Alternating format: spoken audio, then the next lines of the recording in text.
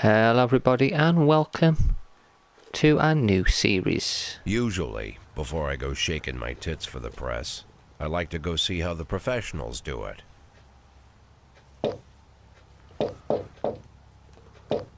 Some might say the chief of police has no business in an institution like this, but in fact it's the quietest and safest place in town. You won't run into any reporters, nobody gets into any fights, nobody drinks too much, nobody even raises their voice. The place is owned by an elderly gentleman who knows how to keep things under control. That's why I never invite my friends here. I wanted to make an exception for my 60th birthday, but most of my colleagues are young enough to be my sons, and they'd rather just hire prostitutes. Why stare at some boobs when you can take the whole package for yourself? But there's none of that in our club. Even looking too long is considered indecent. You can get an occasional glimpse, like by accident. The rest of the time you just pretend that you're immersed in conversation, or just come by for a drink. Doesn't mean these gentlemen wouldn't want their bald heads smothered in tits. It's just that nobody says it out loud. My younger colleagues might call it hypocrisy, but I call it the good old-fashioned manners. Good manners and leave the rest unsaid. She agrees to unbutton her blouse, and we agree not to pay too much attention. The girls are on a quiet prowl, too. They're looking for a way out of their cramped rooms. Maybe make friends with some wealthy patron with a pacemaker and dentures. Everybody wants something. But we have to control ourselves, or we'll all turn into libertines and prostitutes. Hell, if there weren't any rules, I'd be belching and farting, jumping up on the table, arms held high, yelling, "Shake it, baby!"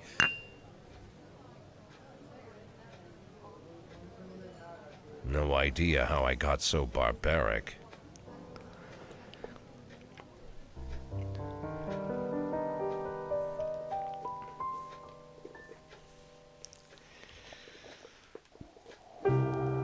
Right, this is The Police. This is our new series we're going to be doing.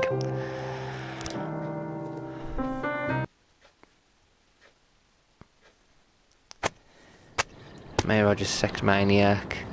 Mark Ward 2 to be shown Freiburg, day before the worldwide premiere by the Mayor's personal request. City Hall confirms rumours of Jack Boyd's resignation. Go to work, let's do it.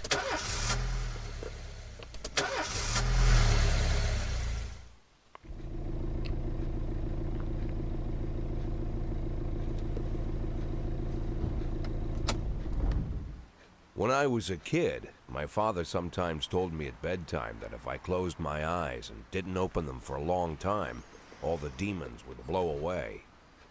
Yesterday I turned 60, but I still take his advice. Not because I'm sentimental or want to keep the memory of my father alive. I just can't think of a better solution.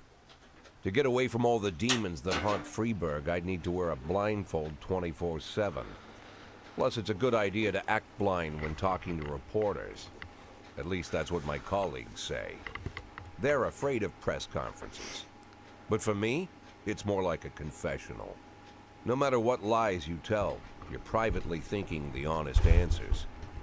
It helps me remember who I am. The fact that I'll be reading all about it in the papers tomorrow is a small price to pay. Call it penance for the preacher.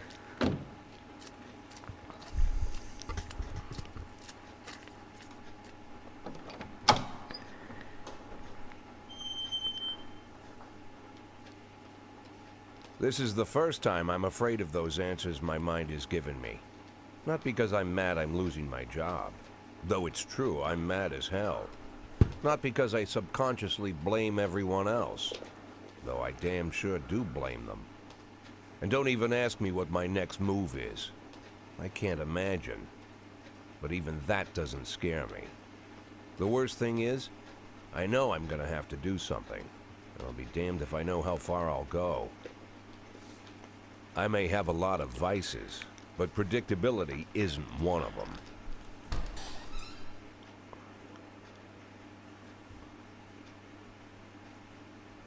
I learned a long time ago how to drive away the swarming demons. But what do you do when they're trying to rip your soul from your skin? Shutting my eyes tight as I can. The best solution remains the same. Play blind. I just hope the reporters think I was blinded by the camera flash.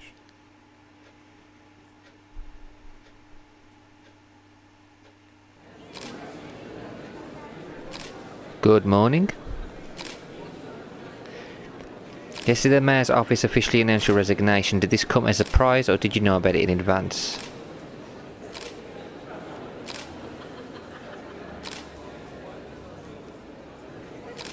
I've been expecting this bullshit from the mayor.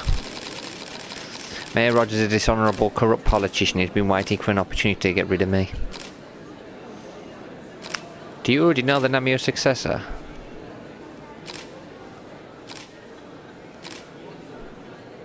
I think it'll be a department veteran. It will most likely be one of my current employees. After the recent corruption scandal, your deputy Francis Kendrick said he was looking forward to resigning. If the mayor offered him your position, would that change his mind? I'd be happy. It's hard to say, but I can't think of a more deserving candidate than Captain Kendrick. Although Kendrick was acquitted, many still believe that the police are cooperating with the mafia. Do you have anything to say about this? No comment, I don't know. I don't know. I've never worked with the mafia, but I can't speak for every man and woman in the department. I can't follow all my employees around the clock. Do you think your personal relationship with the mayor could be the reason behind your retirement?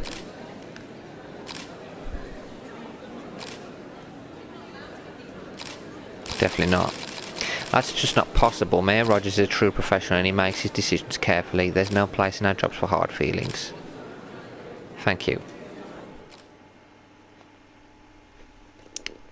How's the back today, Mr. Boyd? Same as usual. How did the press conference go? You can read about it in the newspapers tomorrow. Don't let anyone in.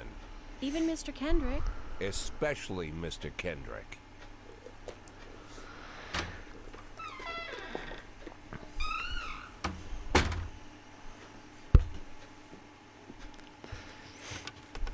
So they're forcing us to retire.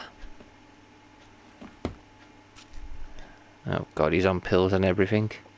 It's not a good sign.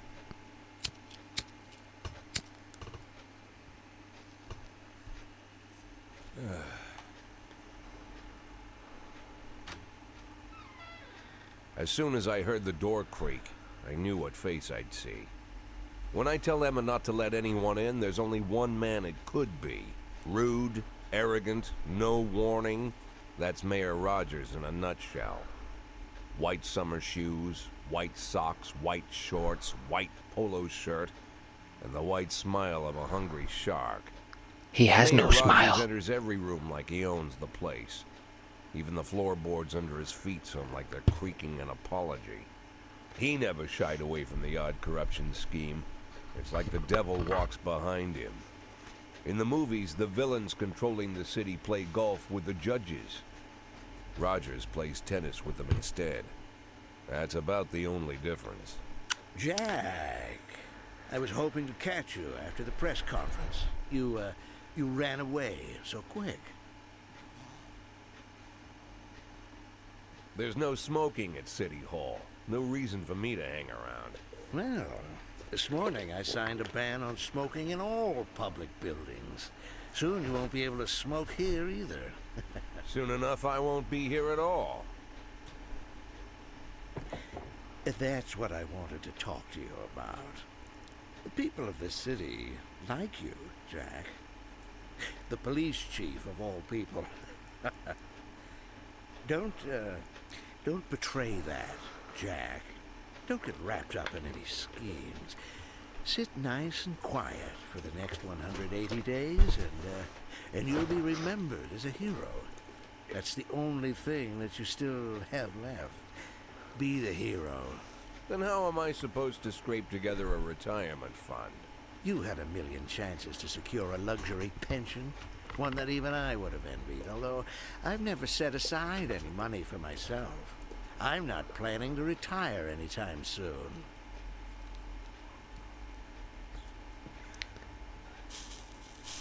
Oh, 180 days jerk. quiet. Jack. That's all I need. I don't have any problems with you, and you won't have any problems with me. I have a new assistant, Troy Starr. If you have something to tell me, call him. But try not to bother him. He's a busy man. I'll do my best. And quit smoking up the office. One of my friends will be using it soon.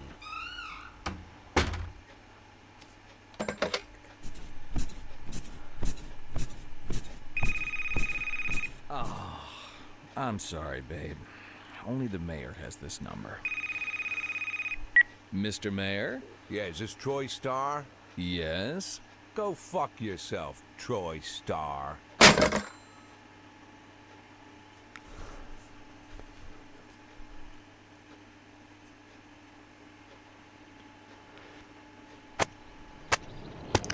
Next police chief could be one of the Boyds. Suburban is Jack Boyd. Francis Kendrick is a decent man. Cleanliness of city streets increased by 20%. Let's go to work.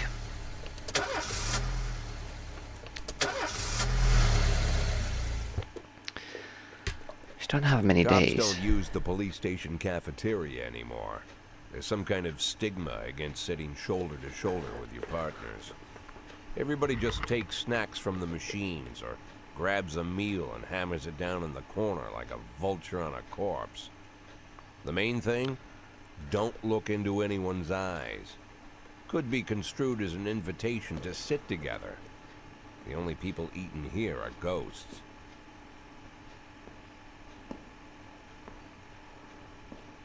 My deputy, Francis Kendrick. He recently became one of those ghosts. The subject of one of the most devastating corruption scandals in the history of Freeburg.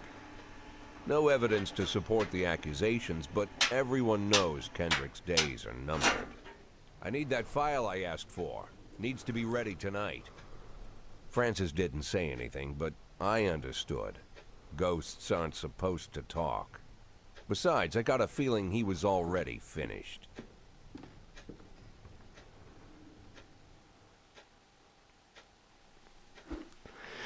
Okay, would you like to receive tips about how the game works? I'm a 6-year police chief, a few months away from retirement. I don't need anyone telling me how to do my job. Show me what you've got. Yeah, you sod it.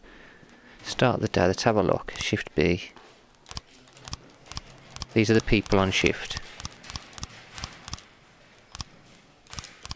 Start the day. Yeah, let's just have fun with it.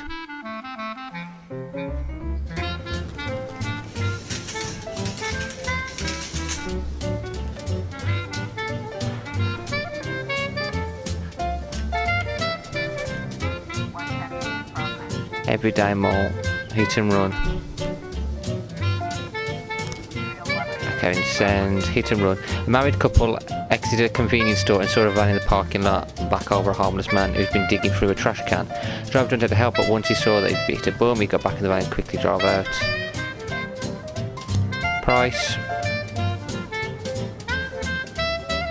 Yeah, you go. You're more right, Price, you can do it. The last picture show theatre. The last picture show theatre manager reports that during a showing of Citizen Kane, a drunk man attempted to force his way into the theatre carrying a snowboard decorated with the word Rosebud. When he was denied entry, he violently attacked the cash and he was currently fighting with the theatre security guard. Let's send the SWAT team in. Let's take you and send them both. We'll sort them out. Messages? None.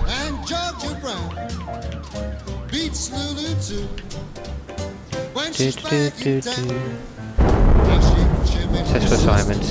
Seems to have alcohol problem.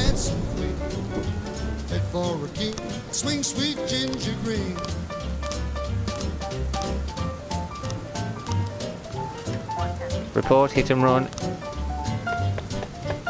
Offender escaped, officer unharmed.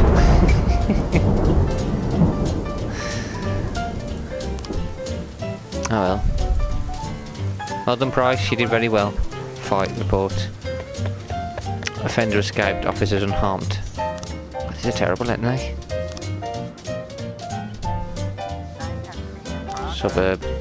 suburb, 3 teenagers armed with a shotgun and robbed a videotape store made off with their whole collection of adult movies. The criminals split the car, but the store manager wrote down the car's license plate.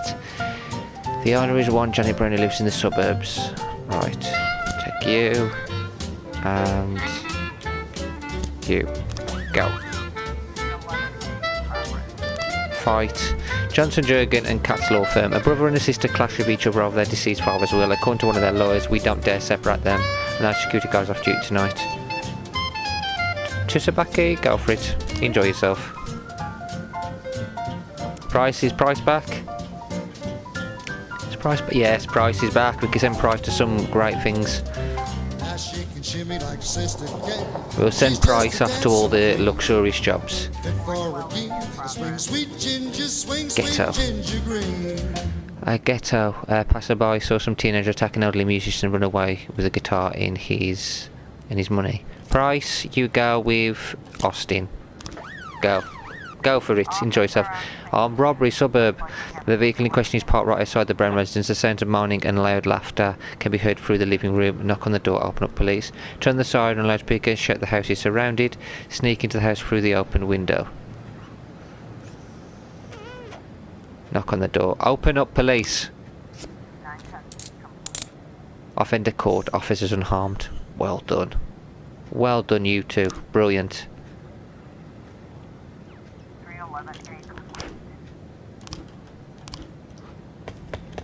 Offender escaped, officer unharmed. They lost some skill. Don't matter. This is just shift B. I wonder if we can send the SWAT team. I want to send a SWAT team to something, even something ridiculous. We've got our people back. Report assault. Offender escaped, officer unharmed. Oh, Price, come on. Send Price to everything. We need money. End of the day. Yeah, it's end of the day.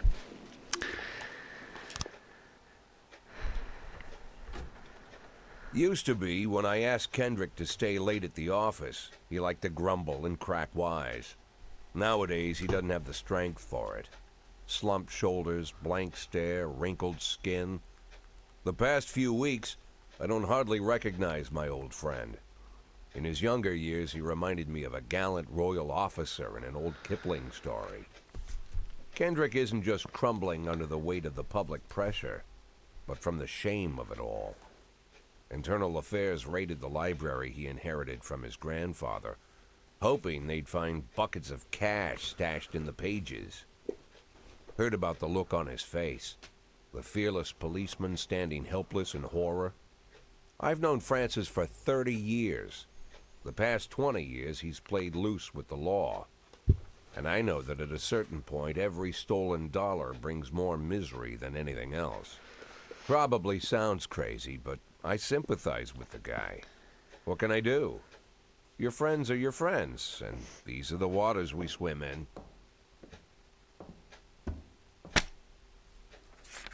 Called all of the people on that list today. Now they know you're in business. So you could get a call from any of them. You don't need to worry about any of them. I've cleared them all. And what kind of business are we talking here? It's nothing too serious, just like you asked. Should be just a few small favors. Payments will vary depending on the situation and who you're dealing with. How much are you looking to earn? $500,000. $500,000? Why not a whole million? Because everybody wants to take $1 million. Figured I'd try something different. $500,000 in 180 days? Well, you could earn it all above board if you netted all the big fish and hit all your bonuses. Never knew you for a fisherman. Well, you never got into my business, and I'm not trying to get into yours. But be careful about bringing in any other cops. Sooner or later, they'll put the finger on you. And one more thing, Jack. I remember what you said, but I should probably add one more name to that list. Christopher Sand. Sand. Christopher G. Sand. Everyone knows the name, but few could tell you who he is. The old man stays away from the spotlight. Always wears old-fashioned jeans and knitted sweaters. Gives to charity. Rarely attends social events. An avid hunter, I hear. Even dabbles in poetry. You'd never guess he's the head of the oldest and most powerful gang in the city. Goes back as far as his great-grandfather. And Sand is strict about following the old rules. He rarely involves himself in commonplace murders and robberies. Hardly needs to intimidate anyone to get his point across. The people who work for him each have their sphere. They provide protection where needed, even work with the authorities when they want to make a deal. Meanwhile, Sand pulls the strings without getting his hands dirty. People sometimes mistake his quiet approach. A couple years ago, an arms dealer decided to expand its business without asking permission, and his whole family paid the price.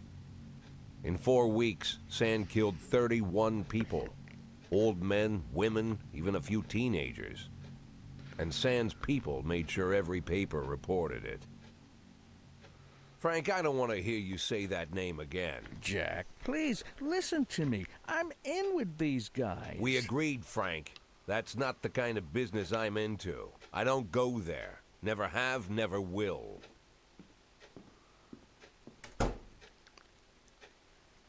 But you're not in charge anymore. I am. They put me in charge of the police. I will do whatever I want. Oh, they made a mistake.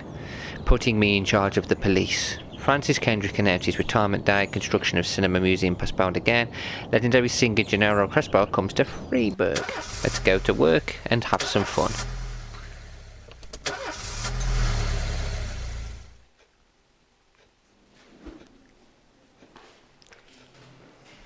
Today is a great day. It's the day of my daughter's wedding. No way can I miss the ceremony. Can I take some time off? You know what, Roy? Go ahead. Right. This is Shift A. Stovall, Vandal, Robbins, Damardi, Grant, Birch, Jr. Promote. Promote someone. Should promote him. Let's promote you, dude. Birch Jr. Let's promote him. There you go, Birch. There we go. You can be above your son. We'll send you together. Choose a song to play. What we got?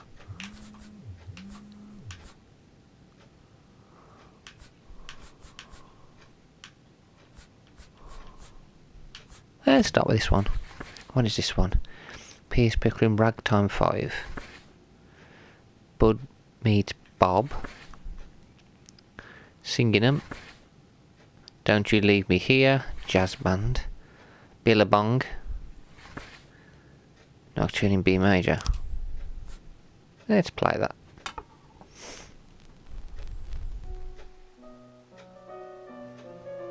Yeah, I'm totally not going to be killing someone. Right.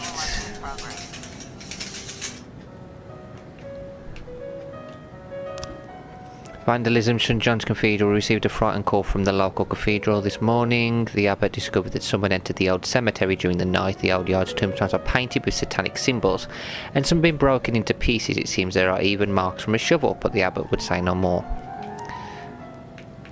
Birch, go with your son. What's his police station? Personnel, labour market. Backlog. Hire for shift. Detectives. Personnel. Shift B.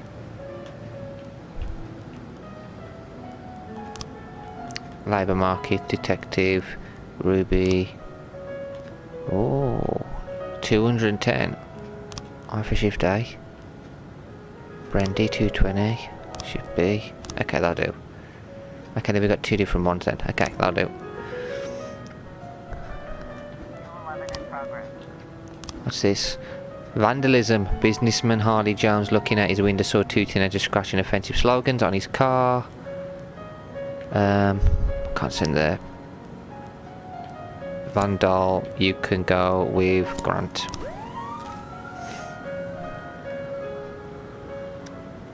Go and arrest those jerks. Got no messages yet. Oh, this is fun.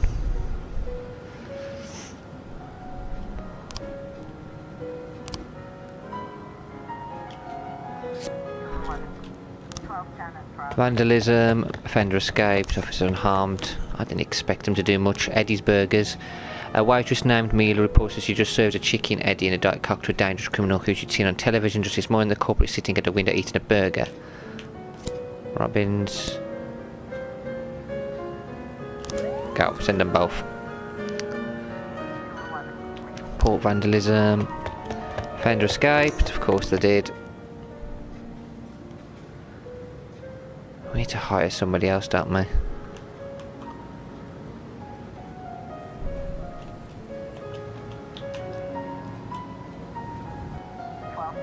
Report suspicious individual. The waitress has mistaken retired officer Frank Nero for the fugitive in question. False alarm. Oh my god. King Louis nightclub. Mr. Boyd, my bouncer stuffed himself with Mexican food again and now he can't get the cat off the can. Meantime, the line outside the club is stretching around the block. We need someone outside who can tell the guys to cool off. Birch Jr. There we go. This is his time to shine. He can do it. He has to do it now. He has to shine.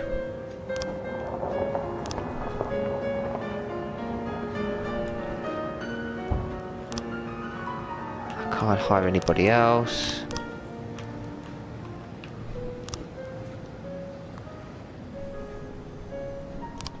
So pick a new song. Let's just play this one. What's this? Billabong.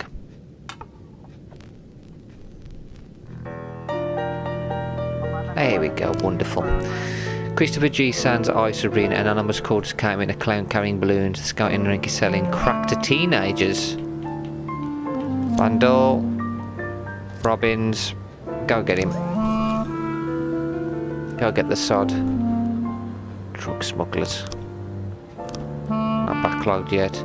Put in. Sorry chief, but I quit in one night. I poured in more cash than I in a month working at this dump. Mr. Soki said he wouldn't mind taking me on. I guess I just wasn't cut out to be a cop. Thanks for your help, Mr. Boyd. Wow, got money though. Fleet suicide threat. A naked man carrying a canister of gasoline has threatened to set himself on fire unless his favourite chewing gum becomes popular again. Oh, for God's sake. Starbuck. Both of you guys go. We need our best cops on the scene to stop some lunatic from setting himself on fire. Now I need to hire someone. Nelly. Welcome to the team. She won't be joining us just yet though.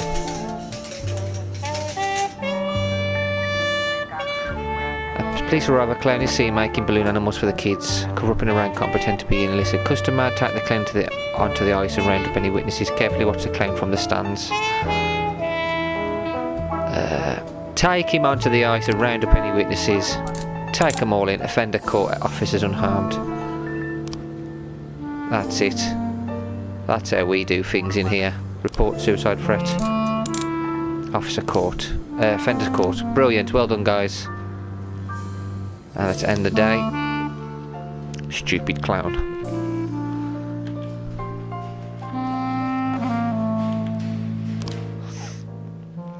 We have hired people for every shift.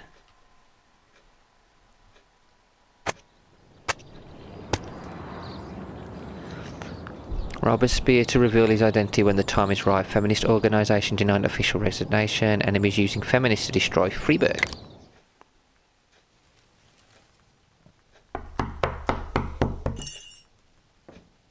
Whenever I'm alone at home and there's a knock at the door, I always hope it'll be my wife, Laura.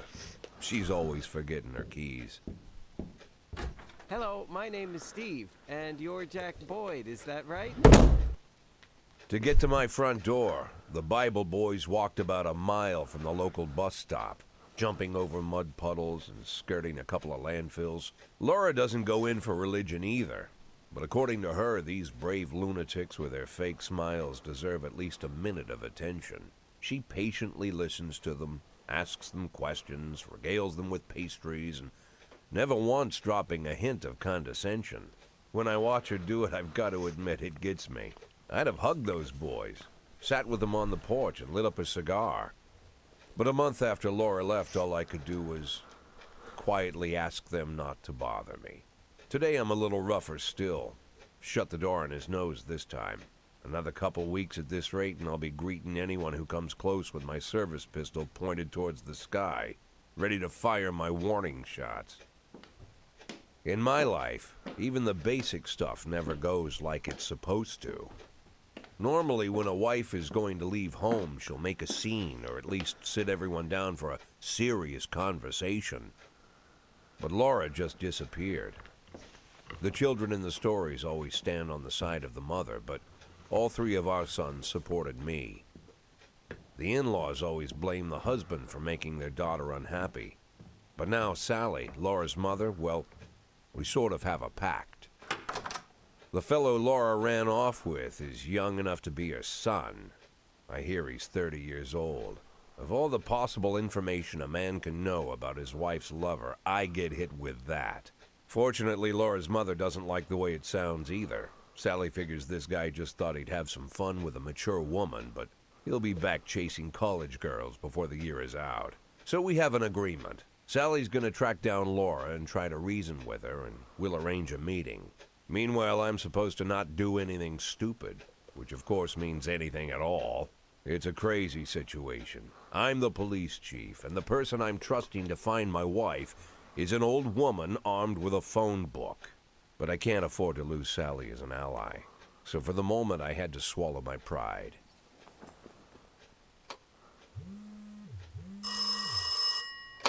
Hello. Mrs. Markham, this is Boyd. Oh, is there any news? That's what I wanted to ask you. Have you found anything? An address, phone number? Have you spoken to her? Don't worry, Jack. I've narrowed the range to 2 suspects, or whatever you like to say at your police building. At my police building, we find people faster than a funny old woman chirping on the phone with my wife's girlfriends. Oh, you're an old man, Jack. Come to your senses. They'd give us straight odds on the street. But I've got more energy, Jack. Maybe you think I'm a foolish old woman, but I go to my book club, argue with the girls about Byron, and it gives me energy. I talk to my dogs, and it gives me energy. And you have nothing, Jack. You don't even have a hobby. You got no passion. It's why Laura left you. Let's not go back into that, Sally. Find my wife, and we can discuss my hobbies later. I'm waiting for your call, and my patience is running thin. Laura, if you've stopped loving me, I'll let you go. I can't expect the impossible from you. Just don't let me die out here, okay?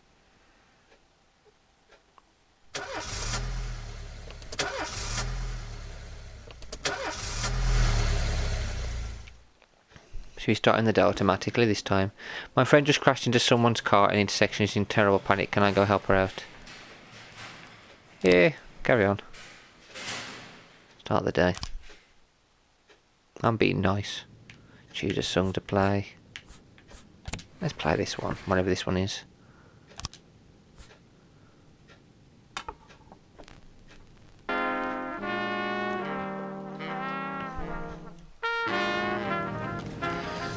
Okay, this is our shift. City Hall parking lot. City Hall, a member of the city's cleaning crew saw an elderly man approaching some expensive cars in the parking lot carrying a long iron rod. Whole street could hear him shouting, "Bastards, thieves, bloodsuckers."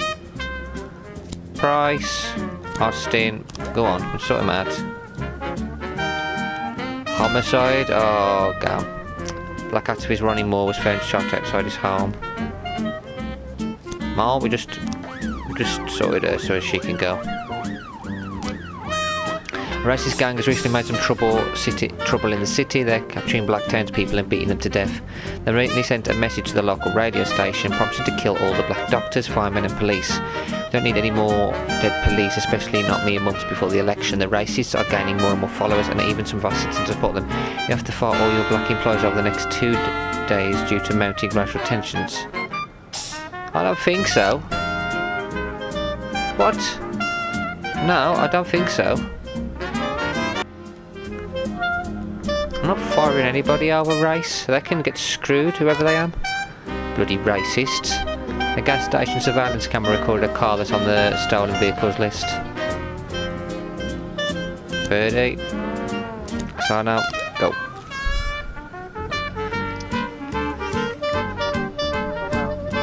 Destruction of property. Offender escaped, officers unharmed. Oh, you two. Investigation started. Okay.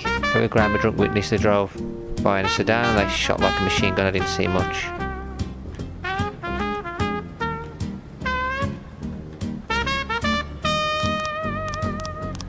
I only heard a few muffled shots. He got what he deserved. He's been causing trouble for a long time and recently there's been lots of cursing carry on. I don't remember the car and the neighbourhood was quiet. I never heard any shots. Police these days don't do nothing. I must start myself. Went to buy some medicine. Was nearly hit. Okay. Sequence.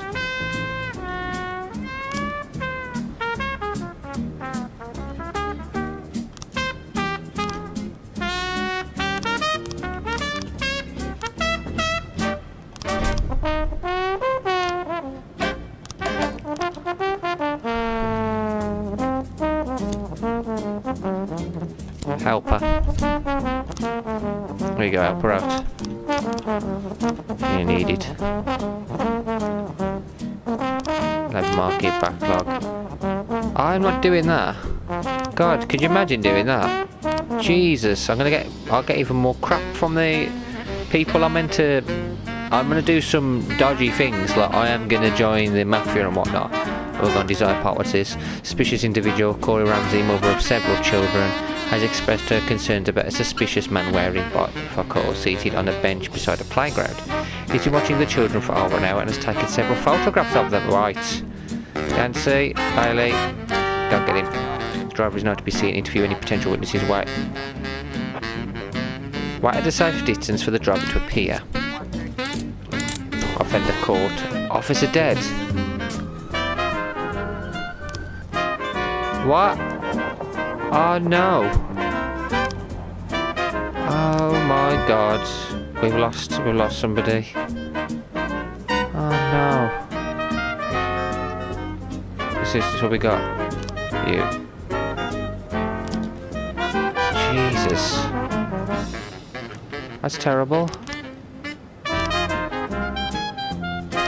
Fairs, police station. Investigations.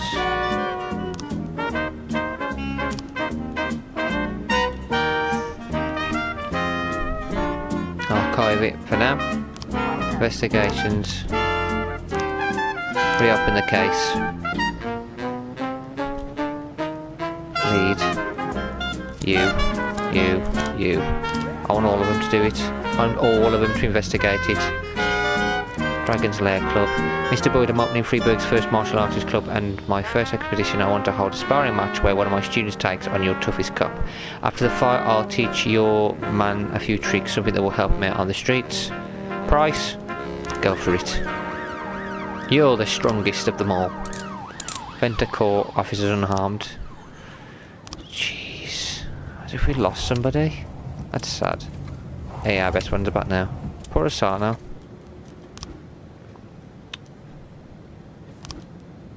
She didn't just foul, she died. Homicide report. You've got 3 new frames.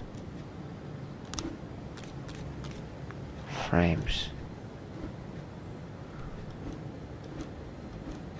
Drug lord.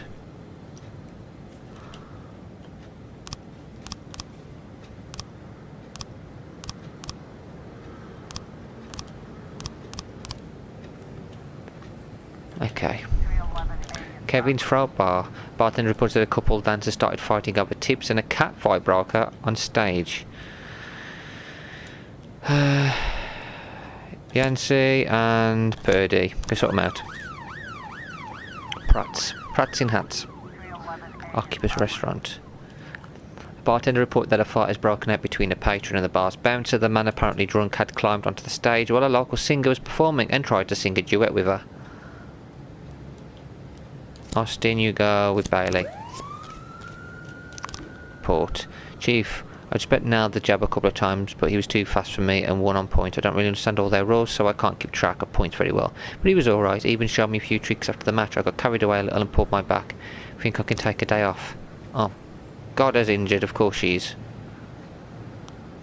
It's alright, she can have the day off. She's earned her keep. She's done very well. She's done a very, very good job. On the stage are two strippers going at you.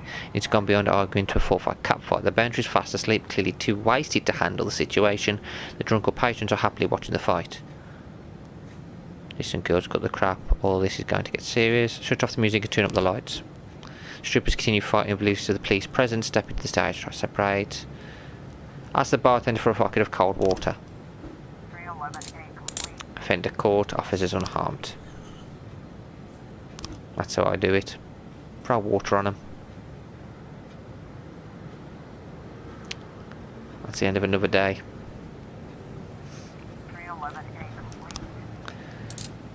Offender caught, officers unharmed. Well done, everybody. And we'll end the day there. Wonderful.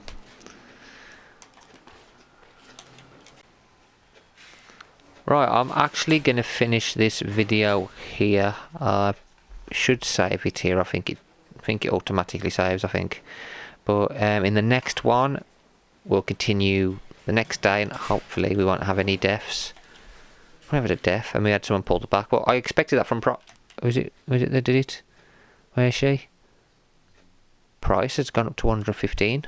Wow. Okay, yeah. Anyway, hope you enjoyed this start of our new series, and hopefully we'll have fun in the next one as well. Till then, guys, take care.